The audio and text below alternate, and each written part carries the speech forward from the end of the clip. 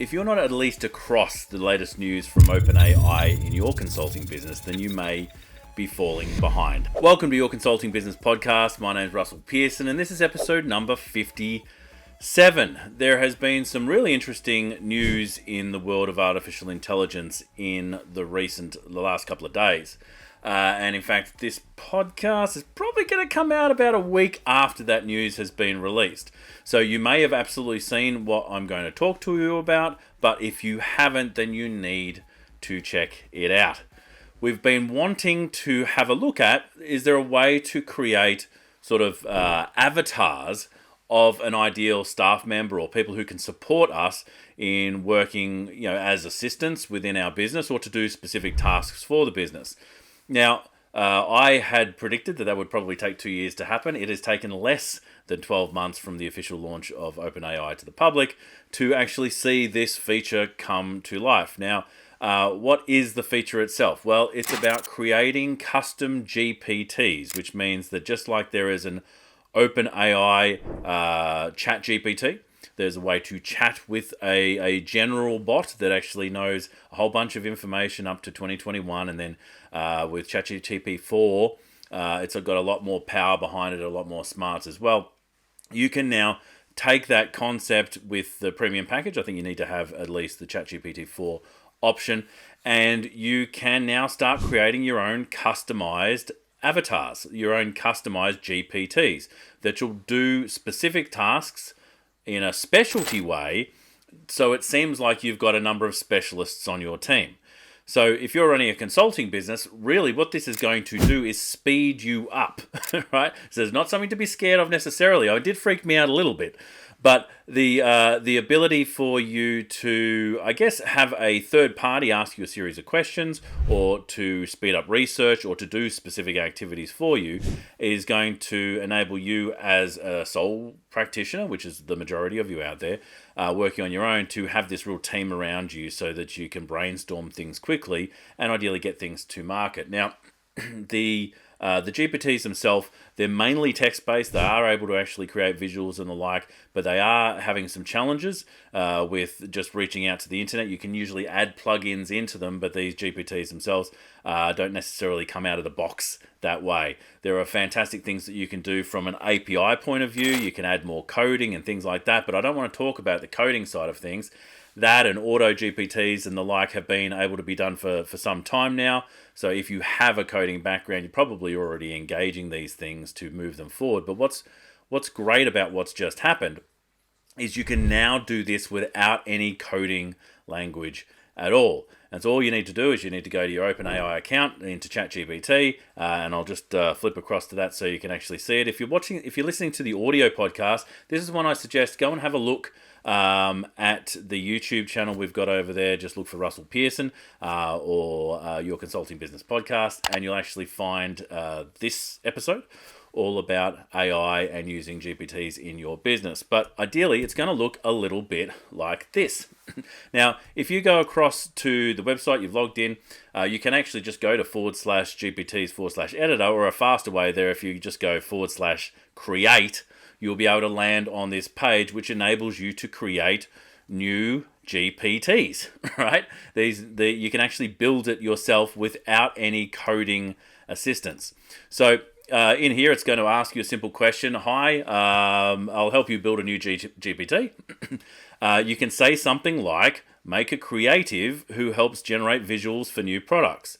Now, it will then create a creative director, in a sense, or a marketing coordinator, or however you want to say it, who will be able to use things like DALL-E 2 to create imagery. Now, it's not going to be ideal. This is really the start. It's a prototype that's showing you what is going to be possible in a much faster period of time than we ever thought possible.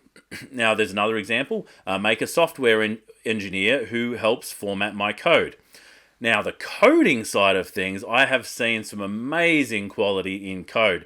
There's a website that I've been using a lot called 10web that has enabled you to instantly create a website in less than 5 minutes. You can actually scrape someone else's format to use the structure for your new website.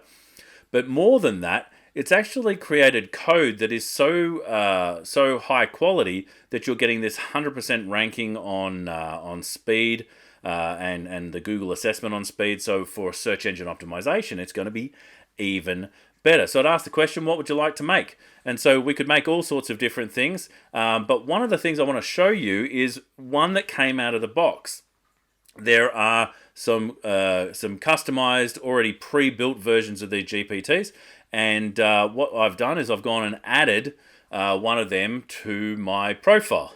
Now I'm in the middle of writing a book, and so I decided to download this creative writing coach that then plugged itself into my chat GPT experience. And you can see it up there on the top left that it actually has creative writing coach there. Now I can click on that just as I have here and actually start a new project with this writing coach. But what I did is I just gave it my first chapter and it gave me some feedback. And I was after some narrative structural feedback. I then thought that was actually pretty good. I wonder if it just repeats itself when I give it chapter 2. So I gave it chapter 2 and said, thank you for chapter 2. Let's first talk about what's working well and then the structure of the engagement, how to improve what it's doing. Now, it talked about the development from one thing to the next. It talked about the contrasts between the stories that I was writing. It talked about the things I was doing well, but it also gave me some really critical feedback, suggestions for improvement, consistency in the tone. It was saying that the tone had changed. It was saying that maybe if I had more conflicts throughout the early part of this chapter, that I could engage people to read more or read deeper. And so there was some really good quality critical feedback. And what I really liked about it is that it actually came back to reference the old material. Now, I'm not talking about just putting in a small sample of work. Each of these chapters is about 5,000 words. So we're at 10,000 words of review that it's gone through, and it's seeing how it all fits together. It's then done the same for chapter 3, and it's continuing to work really, really well. I wanted to quickly jump in and remind you about russellpearsonprograms.com. We put all sorts of resources specifically for consultants on that page, and if you go there right now, you'll see that there are some new resources available absolutely free for you to download. So go to russellpearsonprograms.com. Now, back to the show. So the writing coach piece, I think it's great to have a writing coach. I just paid a writing coach a significant amount of money to help me actually frame my book, and that's been incredibly useful. But this, as a sort of a free assistant who can actually look at what you're doing and give you some suggestions, absolutely magic. Now you could do the same thing for article writing, for content creation. But one of the other things I decided to create was, let's create a business coach that will specifically tell me how to build my business to a certain size. I just thought it'd be a bit of fun because it basically replaces me. Now, what I found in that experience is that it was quite general. It was very general in the way that I actually approached, here are some ideas on what you can do, but it didn't really know much about my business. And I think for advisors like yourself, consultants like us, it is key. We already know how important questions are to getting to really the heart of what's going on for an organization we're working with, or for the individual that is our client. In this case, it's not doing that automatically. So I've then asked it, ask me a series of questions so you can learn more about my business, and you can give me some more relevant information. So it asks a whole bunch of questions. I go through that process, and now it's starting to give me more useful information. So what I like about what it's doing is it's really able to adjust its preferences and the way it works, so it can continue to improve the sort of the feedback that it gives. So the more information you give it, the more useful it's going to be as, let's call it, an assistant. Now, think about all the other areas of your business where you could use an assistant. There are areas of analysis, whether it be for clients analysis, we're looking at market analysis. Usually it's great if you can actually give it specific data. So if you can give it numbers rather than it trying to search the internet, there are ways to do that, but it's a little bit more complex. But if you can give it specific data and actually say, use this and give me an analysis of it, it's going to work far better. So you could use it to give it market research. It could definitely do market research, but you could give it market research and say, give me some assessments based off this criteria, and it's going to do a much faster job, and then it will write out some really detailed some reports about that sort of thing, and then it can give you a summary on top of that as well. So as an assistant from that point of view, it's brilliant. But think about the other areas of your business. As consultants, especially solo consultants, we wear a lot of hats. We're not just the consultant, we're also the finance manager, and we're the director, and we're the marketing manager, and when we're looking to get people on board, we're the recruitment manager. There are so many areas that we need to sort of have an awareness of.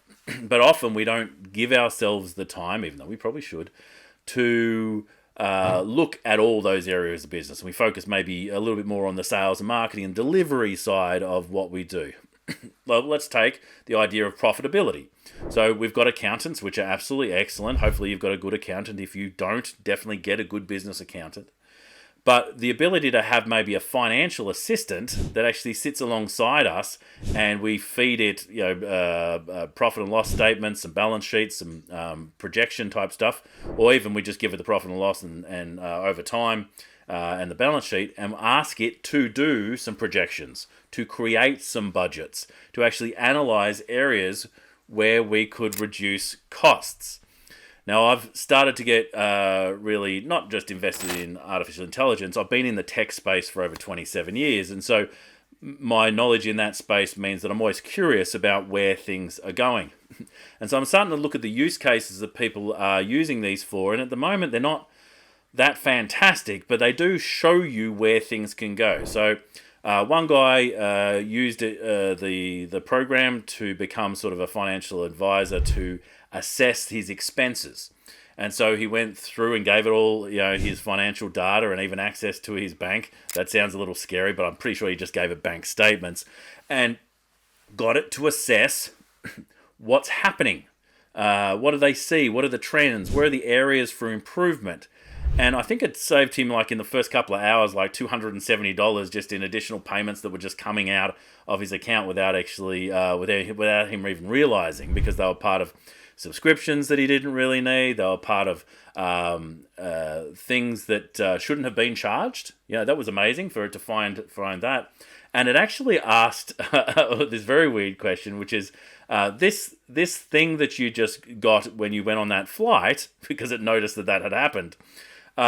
Did you get the service that you wanted from it? And the guy said, no, actually, it didn't work very well. It drafted a formal letter to actually request a refund. He sent that off, and within 24 hours, they actually gave him that refund. So it's really that financial controller advisor that can come into your business. So what I like about this is Napoleon Hill wrote a book, a century ago, Think and Grow Rich. And in that, he talks about his sort of mental board of directors. He has certain people that he has on his board. I think Abraham Lincoln was one of them. Maybe Napoleon was another one. Sounds a little crazy. But the concept is that when you want to think about what you're going to do next, you can tap into this board of directors and say, what would they do? What would they do in this situation? Now, he was a very smart guy, and a lot of people have actually used not only that premise, but his teachings to build very successful businesses, but they've also become world leaders because of some of the information they've taken from Napoleon Hill. But we can now do the same thing in a more literal sense. We don't have to talk to the voices in our heads like Napoleon did, but we actually get to set up these GPTs to be our board of directors.